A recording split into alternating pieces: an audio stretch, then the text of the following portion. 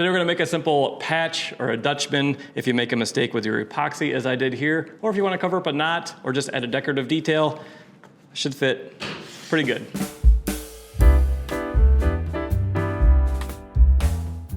We're gonna do this kind of the poor man's way. I don't have a CNC yet. I would like to get one in the future, but we're just gonna use some trim routers.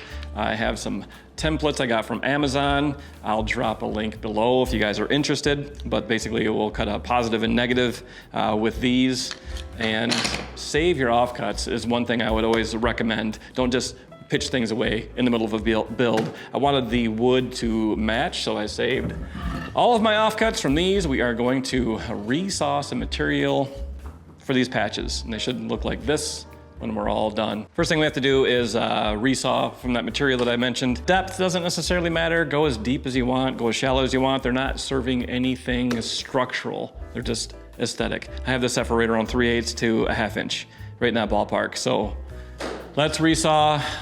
Make sure your blade is under tension. Ask me how I know. Threw the blade off this one day.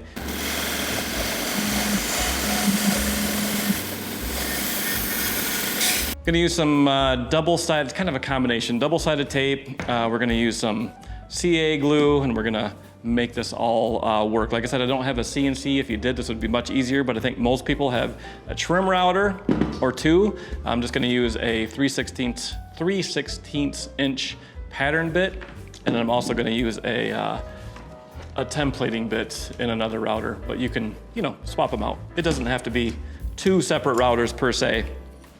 And we're gonna use those little cheapo Amazon patterns. This is a 3-inch circle. I have the corresponding mate to this on the other side. We're gonna stick it down on the wood that we just resawed and cross our fingers that we get a nice clean cut. I'm gonna throw some double-sided tape on the other side of this, so that when I cut all the way through, which is what I'm gonna do, this is a sacrificial piece of MDF. When I cut all the way through, we don't lose, the circle doesn't fly out into the hinterlands.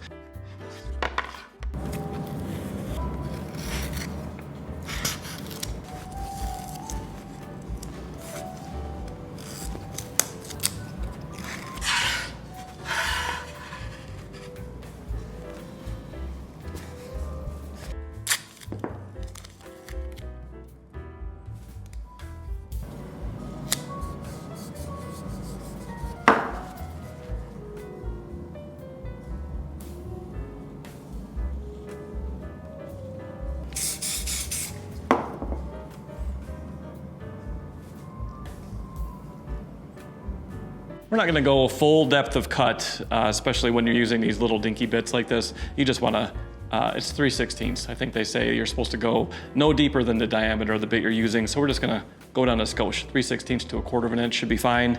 Just don't overwork these little bits.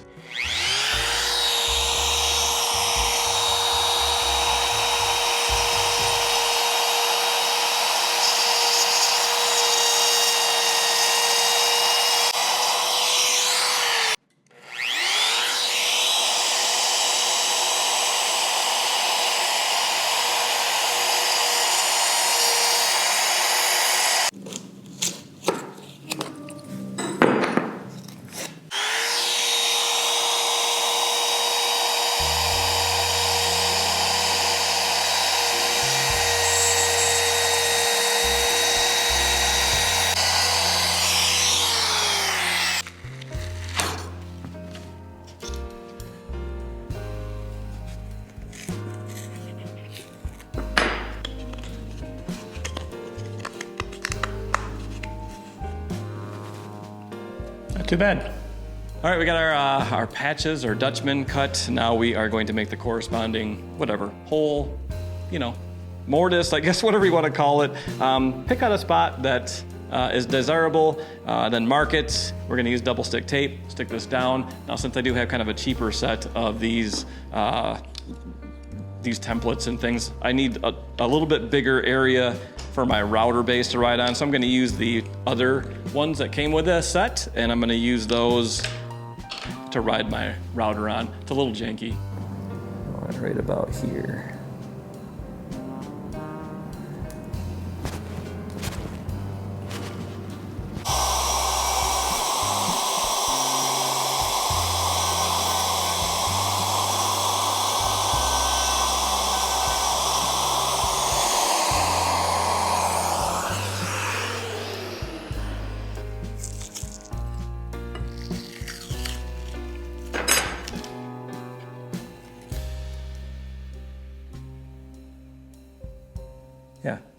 That'll work.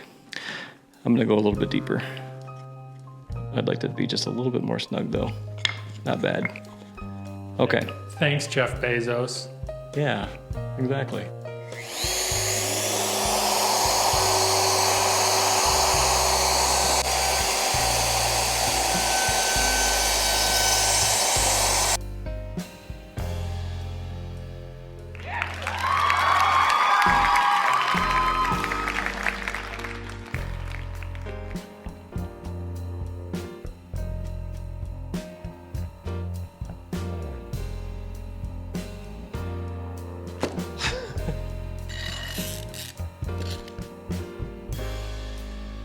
A few moments later.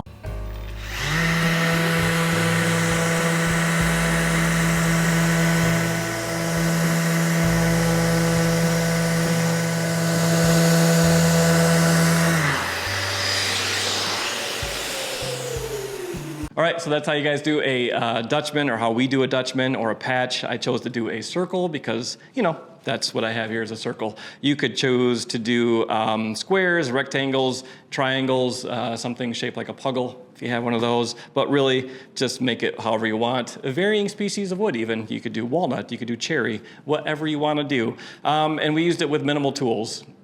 Just a router and a template guide and some cheap templates from Amazon. That's it. See you guys on the next one.